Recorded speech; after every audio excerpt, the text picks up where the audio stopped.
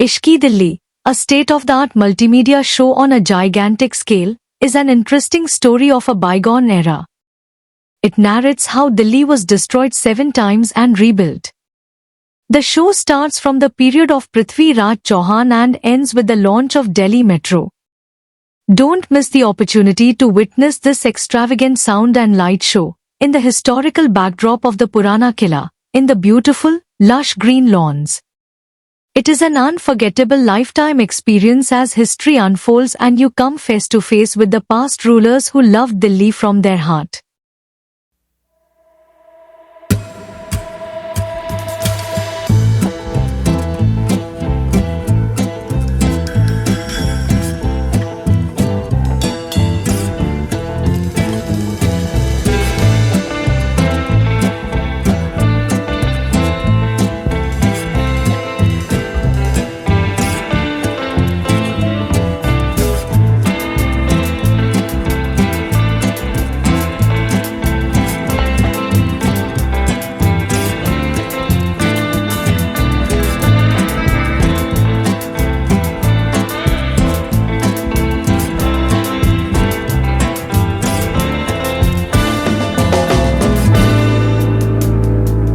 इत्तेफाक माने या तंस, पर वक्त को वक्त सौंप रहे हैं आप।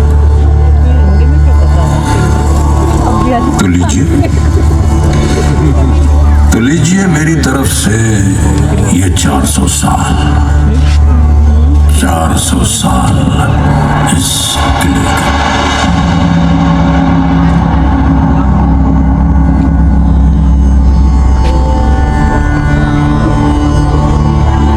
वही दिल्ली है जिसे 7 बार उजाड़ा और फिर बसाया गया।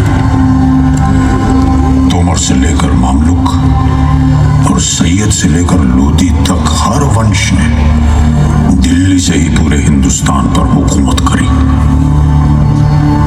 कहा जाता है आज से 5000 साल पहले यहां से कुछ ही दूर पांडवों की राजधानी इंद्रप्रस्थ भी हुआ करती थी। और इन सब के बीच एक ऐसा वक्त आया जब मुगलिया हुकूमत ने इस पर अपना परचम लहराया। सियासी वजहों के तहत शाहजहां ने अपनी पुरानी राजधानी आगरा को छोड़कर इस लाल किले की बुनियाद डाली और दिल्ली को अपनी नई राजधानी बनाकर यहीं से पूरी मुगल सल्तनत पर हुकूमत का आगाज किया।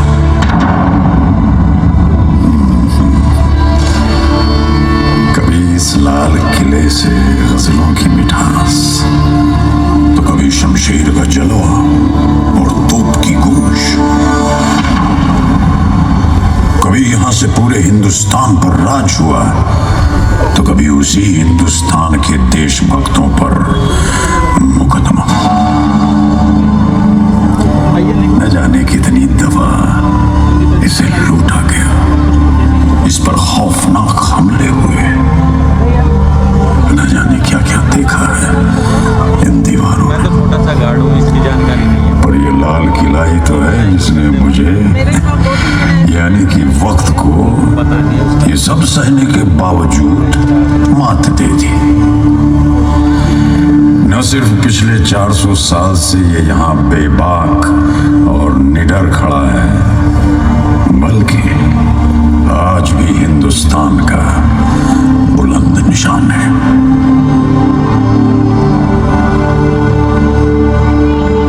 जी हाँ, ये वही लाल किला है जहां से 1857 में आजादी की जंग की शुरुआत हुई। और ये वही लाल किला है जहां आज भी शान और गुरूर के साथ देश का तिरंगा लहराया जाता है। देखिए, आप नौबत खाने के सामने खड़े हैं। ये वही जगह है जहां कभी ढोल नगाड़े बजा करते थे और जहां से बादशाह का इस्तकबाल किया जाता था। अच्छा, अब आप आज भी नहीं बल्कि सन 1648 में खड़े हैं। आज का दिन बहुत खास है। आज 18 अप्रैल है और महज 9 सालों में इस किले मुबारक का निर्माण पूरा हो गया। आज खुद शाहजहां आपका इस्तकबाल और इस किले का उद्घाटन करेंगे।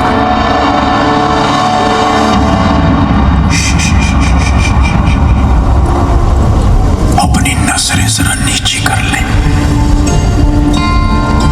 शाहजहां की चहेती बेटी, शहजादियों की शहजादी जहानारा अपनी कनीजों के साथ नौबतखाने की तरफ तशरीफ ला रही है।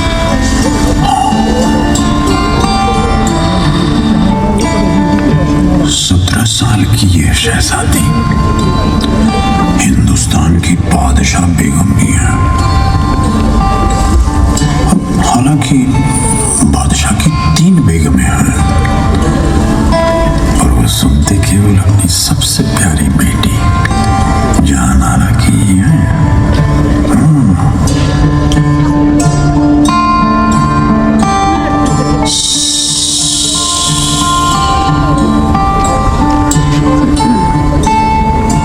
सुना तुमने? क्या सुनना है बादशाह बेगम? कल कल बहती यमुना की लहरों की आवाज कितनी सुरीली है इसकी तान। वालिद साहब ने अपनी नई राजधानी के लिए ये जगह चुनी है। यमुना हमारी हिफाजत भी करती है, खुशहाली, तरक्की और हमेशा आगे बढ़ते रहने की नसीहत भी देती है। सुनो, गौर से सुनो, यमुना गाती है। जी बादशाह बेगम, सचमुच बहुत सुरीली है ये आवाज, जैसे छेड़ दिया है किसी ने राग दरबारी। नहीं नहीं, ये तो है राग हिंडोल। शहजादी साहिबा, देर हो रही है, हमें चलना चाहिए। बादशाह हुजूर दीवाने आम पहुंचते ही होंगे। हाँ हाँ, तो फिर चलो, जल्दी चलो। आज तक आप शाहजहां से सिर्फ किताबों के पन्नों में मिले होंगे। आज मैं आप सभी को उनके दरबार में शामिल होने की दावत देता हूं। अब आप कोई और नहीं बल्कि शाहजहानाबाद के निवासी हैं। तो चलिए चलिए, जहां पना सबके इंतजार में बेचैन हो रहे होंगे।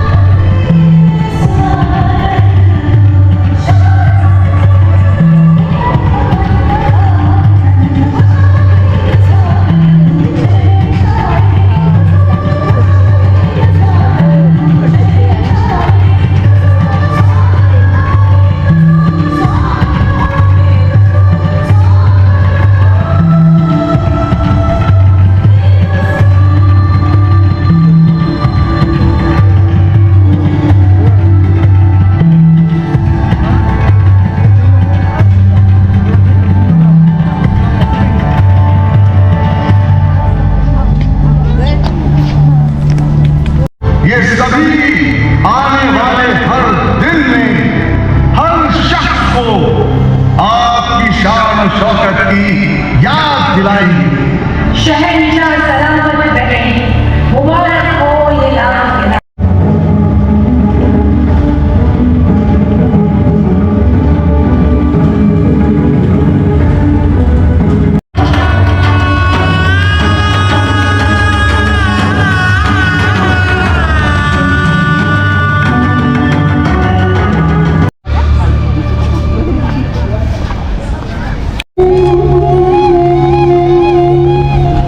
औरंगजेब की हुकूमत में लाल किले में संगीत, नृत्य, कविता और कला जैसे हर हुनर पर सख्त पाबंदी लगा दी गई। इस हुकूमत के अंत के साथ ही पूरी मुगलिया हुकूमत की पकड़ हिंदुस्तान पर कमजोर होती गई।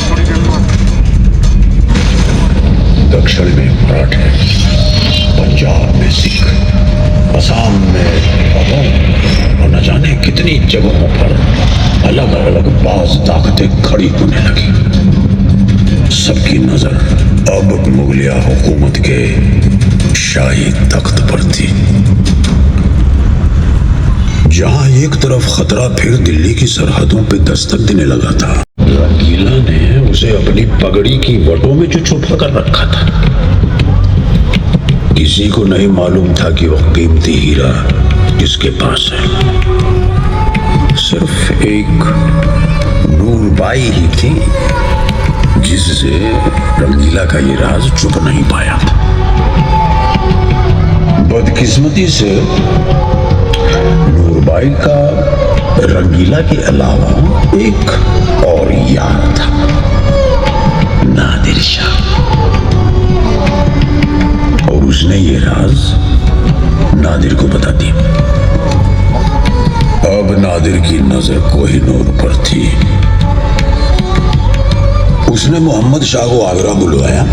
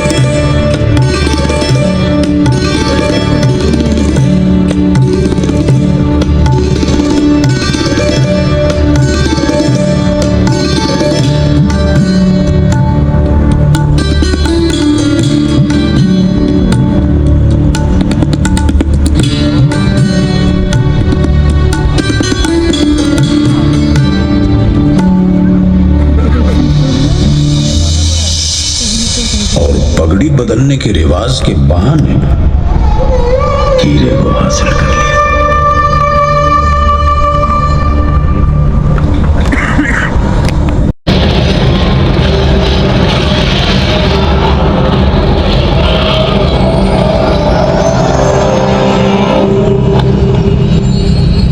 लगता है बारूद के गोलों की बरसात अब रुक गई है। शायद नजीब ने मराठों की सभी शर्तें मंजूर कर ली। मराठों ने आलमगीर को तख्त पर बैठा तो दिया, लेकिन दिल्ली में अब पेशवा का ही राज था और लाल किला मराठों का हो चुका था।